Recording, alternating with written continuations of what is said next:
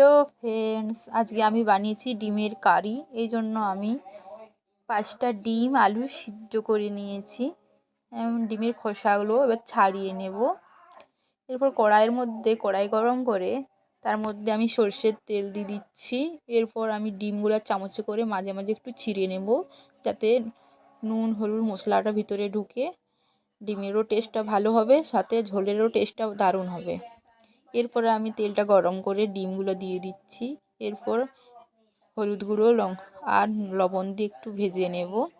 এরপর ঝোলের জন্য যে আলুগুলো দিয়েছিলাম সিদ্ধ করতে, সেই আলুগুলো আমি ভেজে নিচ্ছি। আলু ডিম একটু হালকা করে ফ্রাই করে নেওয়ার পর এগুলো নামিয়ে নেব।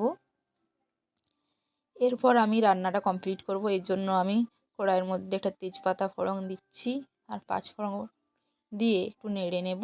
তারপরে একটা পেঁয়াজ কেটে রেখেছিলাম, সেই পেঁয়াজটা দিয়ে একটু নেড়ে তারপরে একটা টমেটো কেটে রেখেছিলাম, সেটা দিয়ে ভালো করে কষিয়ে নিচ্ছি। এরপর আমি কাঁচা লঙ্কা আদা রসুন পেস্ট করেছি, সেটা দিয়ে একটু নাড়িয়ে নেওয়ার পর হলুদ গুঁড়ো জিরা গুঁড়ো ধনে গুঁড়ো 1 চামচ করে দিয়েছি, আর প্রয়োজনীয় লবণ দিয়ে আমি একটু কষিয়ে নেওয়ার পর জল দিয়ে দেব।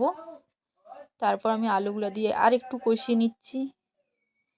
আমার ভালো করে মশলাটা থেকে যখন কষানো হয়ে যাবে, একটা সুন্দর গন্ধ বেরোচ্ছে, আমি এরপর দিয়ে দিচ্ছি জলটা ঝোলের জন্য।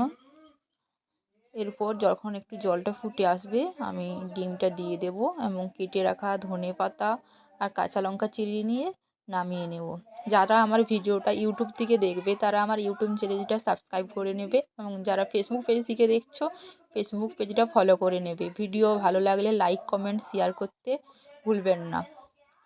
এরপর আমি একটু সামান্য গরম মশলা দিয়ে আমি ঝোলটা নামিয়ে নিলাম। ভিডিও কেমন লাগলো অবশ্যই কমেন্ট করো।